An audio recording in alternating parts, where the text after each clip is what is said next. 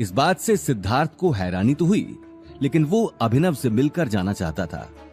बहुत देर वेट करने के बाद भी सेक्रेटरी उसे अंदर जाने नहीं दे रही थी, लेकिन अब सिद्धार्थ के सब्र का बांध टूट चुका था। और कितनी देर वेट करना होगा मुझे? आप एक बार चेयरमैन सर को कॉल कीजिए।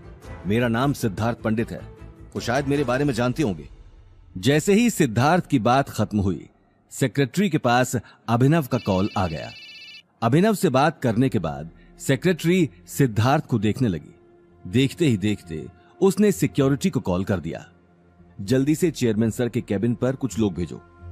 चेयरमैन शब्द सुनते ही सिक्योरिटी गार्ड्स भागते हुए बिल्डिंग के अंदर आ गए। सिद्धार्थ और शनाया इससे पहले कि कुछ समझ पाते, उनके सामने गन्स लिए बहुत सारे गार्ड्स खड़े हो गए।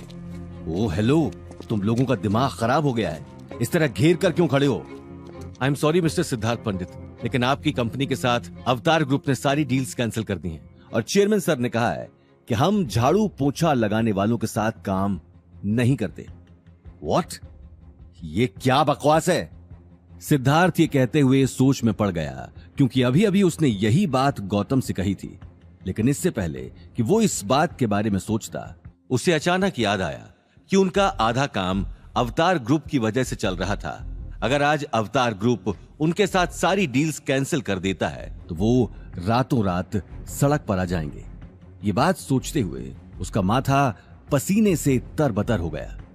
मुझे चेयरमैन सर से बात करनी है। वो अचानक इतना बड़ा फैसला कैसे ले सकते हैं? कहां है सर? मैं उनसे सिक्योरिटी बाहर निकालूं इन दोनों को। सेक्रेटरी की बात सुनते ही पास में खड़े लंबे तगड़े गार्ड ने सिद्धार्थ का हाथ मरोड़कर उसे नीचे बिठा दिया। सिद्धार्थ दर्द से कराहने लगा। दर्द के मारे उसकी आंखों में आंसू आने लगे। ये सब देखकर शनाया उसे बचाने के लिए आगे आ गई। प्लीज प्लीज ऐसा मत करो, हम जा रहे हैं। शनाया का रोता हुआ चेहरा देखकर गार्ड ने तुरंत सिद्धार्थ का हाथ छोड़ दिया, लेकिन सिद्धार्थ अभी तक दर्द के मारे चीख रहा था। तभी उसके पास रघुवीर पंडित का फोन आ गया। सिद्धार्थ, तुम्हारा दिमाग खराब हो गया है। तुमने अवतार ग्रुप में जाकर क्या रायता फैलाया है जो उन्होंने हमारे साथ सारी डील्स कैंसिल कर दी? तुम्हें शादी का कार्ड देने के लिए भेजा था या फिर ये मुसीबत खड़ी करने के लिए? पापा, मैंने कुछ नहीं किया। मैं तो यहाँ सिर्फ शनाया के साथ कार्ड देने आया था। मैं तो चेयरमैन सर से मिला भी नहीं। Shut up! मुझे तुम्हारी कोई सफाई नहीं सुननी। तुम्हें अंदाजा भी है कि तुम्हारी बेवकूफी की वजह से मुझे कितनी बड़ी कीमत चुकानी पड़ेगी। हम रोड पर आ सकते हैं। अभी के अभी वहां से निकलो और यहाँ आओ। अपनी बात खत्म कर रघुवीर ने एक झटके में कॉल काट दिया। कॉल कटने के बाद सिद्धार्थ अपने आसपास खड़े गार्ड्स को देखने लगा और बिना कुछ कहे बिल्डिंग के बाहर चला गया। उसे जाते हुए देखकर शनाया भी वहां से निकल गई। अचानक इतनी बड़ी बात ने सिद्धार्थ को अंदर तक हिला दिया था। वो अभी तक समझ नहीं पाया कि असल में हुआ क्या। कार में बैठते ही अचानक उसका ध्यान गौतम के साथ हुई बहस पर चला गया। शनाया, मुझे लगता है ये सब उस गौतम का ही किया धरा है। शनाया तुरंत बोली, क्या? वो स्टूपिड क्या कर सकता है?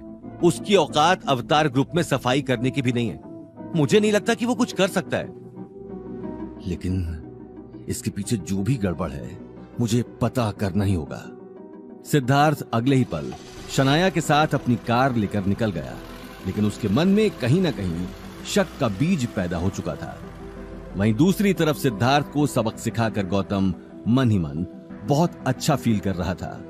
वो अगले ही पल सारे डॉक्यूमेंट साइन कर अपने घर की तरफ निकल गया, लेकिन घर पहुंचते ही उसका खिलखिलाता हुआ चेहरा एक ही पल में मुरझा गया। हॉल के सोफे पर अवनी की दादी गायत्री देवी बैठी थी। गायत्री देवी ने अपने गले में सोने की एक बड़ी माला पहनी हुई थी और हाथों में कई सारी अलग अलग तरह की अंगूठियां। लेकिन उनकी चढ़ी हुई नाक को देखकर ये साफ मालूम चल रहा था कि अनिल के छोटे से घर में आकर उन्हें अच्छा नहीं लग रहा था। अनिल जब से अग्रवाल मेंशन से अलग हुआ था, तब से गायत्री देवी ने अनिल के घर पर कदम नहीं रखा था। आज अचानक उन्हें सोफे पर बैठा देख गौतम के मन में ढेर सारे सवाल चलने लगे। वो अगले ही पल गायत्री देवी के पैर छूने के लिए आगे आ गया। गौतम को देखते ही गायत्री देवी ने अपना मुंह घुमा लिया, क्योंकि गौतम उन्हें फूटी आंख भी पसंद नहीं था। एक अजीब सी खामोशी हॉल में छाई हुई थी। अनिल और अवनी एक दूसरे को देख रहे थे। उसी वक्त गीता ने चाय का कप गायत्री देवी के सामने रख दिया। ये लीजिए मासा चाय। गायत्री देवी बिना कप को हाथ में लिए उसे सूंघने लगी। कप को सूंघते ही उसने अपनी नाक चढ़ा ली और गुस्से में गीता को देखने लगी। इतनी पतली चाय, लगता है सारी मलाई खुद ही चट कर जाती हो। चाय पतली और तुम मोटी होती जा रही हो। डस्टबिन में फेंक दो इसे। ये बात सुनते ही गीता ने अपना सर नीचे कर लिया। जैसे गीता गौतम को ताने कसने का एक भी मौका नहीं छोड़ती, वैसे ही गायत्री देवी गीता को जलील करती है। सुनो तुम सब,